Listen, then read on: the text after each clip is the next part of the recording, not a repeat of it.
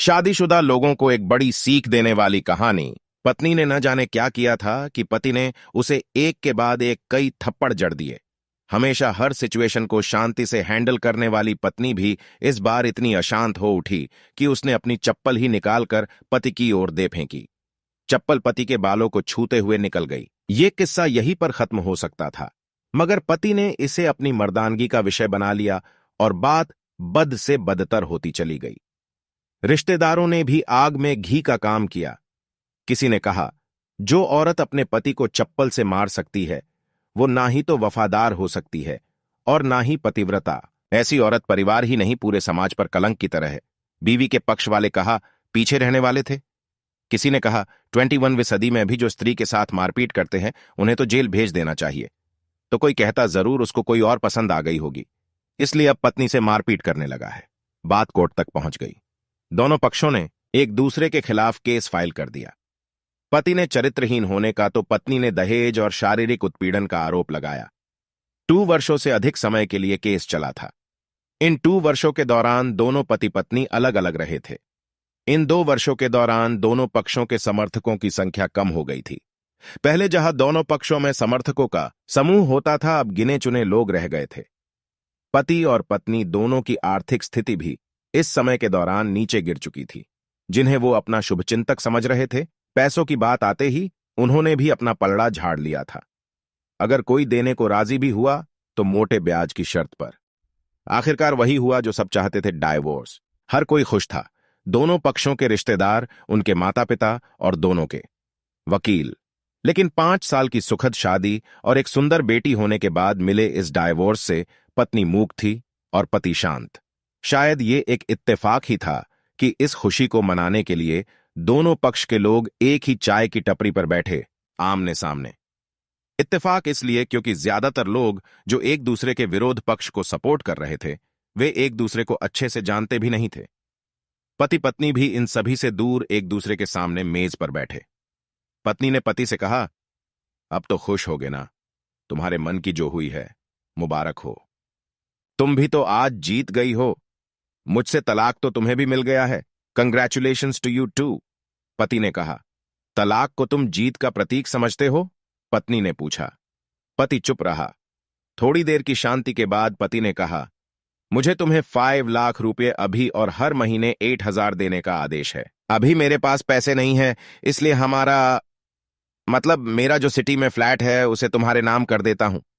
पत्नी बोली, लेकिन उस फ्लैट की कीमत तो 18 लाख की है। हां, लेकिन हमारी बेटी तुम्हारे साथ है और आगे जाके उसके खर्चे भी बढ़ेंगे, तुम्हें थोड़ी आसानी होगी। पति ने कहा, नहीं नहीं, मुझे सिर्फ 5 लाख ही देना और तुम हर महीने 8,000 तो देने ही वाले हो। मैं मैनेज कर लूंगी। अगर 5 लाख नहीं है तब भी कोई बात नहीं। पत्नी बोली। दोनों फिर से शांत हो गए। पति सोचने लगा, कितनी भोली और समझदार है ये औरत, जो कुछ समय पहले तक मेरी पत्नी थी और अब अनजान।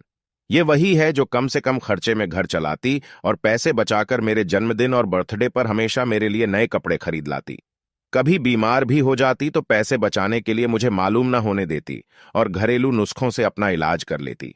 मगर घर में कोई और बीमार होता तो तुरंत डॉक्टर के पास लेकर जाती। मेरी ही मति मारी गई थी।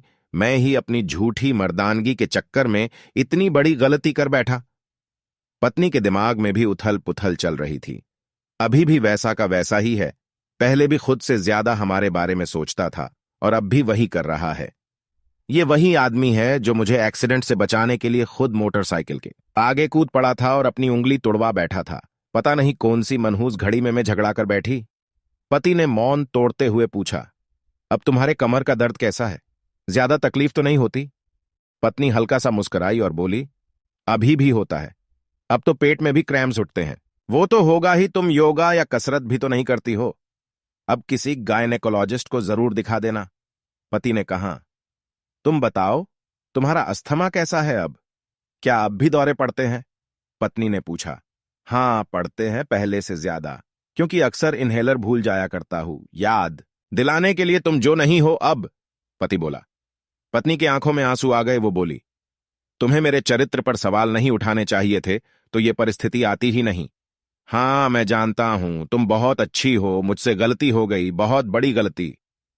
मैं लोगों के बहकावे में आ गया था, पति बोला। तुमने भी तो मुझ पर दहेज का इल्जाम लगाया था, वो बोला। गलत था, और इस बात का मुझे भी पछतावा हुआ, पत्नी ने कहा। पति कुछ कहना चाह रहा था, लेकिन हिचकिचा रहा था। पत्नी ने पूछा, कुछ कहना चाहते हो? वो बोला, क्या सब पहले जैसा नहीं हो सकता? क्या मतलब? पत्नी बोली, मतलब कि हम फिर से पहले की तरह पति पत्नी बनकर सच्चे दोस्त बनकर नहीं रह सकते। पति बोला, पर ये डाइवोर्स के पेपर? पेपर दिखाते हुए पत्नी ने कहा, फाड़ देते हैं। पति ने अपने पास रखे डाइवोर्स के पेपर फाड़ते हुए कहा। पत्नी ने भी अपने पास रखे पेपर फाड़ दिए। सभी हैरान थे, वकील, रिश्तेदार और मां बाप। पति पत्नी दोनों एक दूसरे के हाथ में हाथ पकड़े अपने घर की तरफ चले गए। दोस्तों, ये कहानी उन हर पति पत्नी के लिए बड़ी सीख है जो छोटी छोटी बातों पर लड़ते हैं और इन झगड़ों को बड़ा बना के अलग होने का डिसीजन लेते हैं। प्यार और झगड़ा तो एक सिक्के के दो पहलुओं की तरह है, दोनों को स्वीकार करना होगा, तभी ये पवित्र रिश्ता उसकी मंजिल तक पहुंच पाएगा।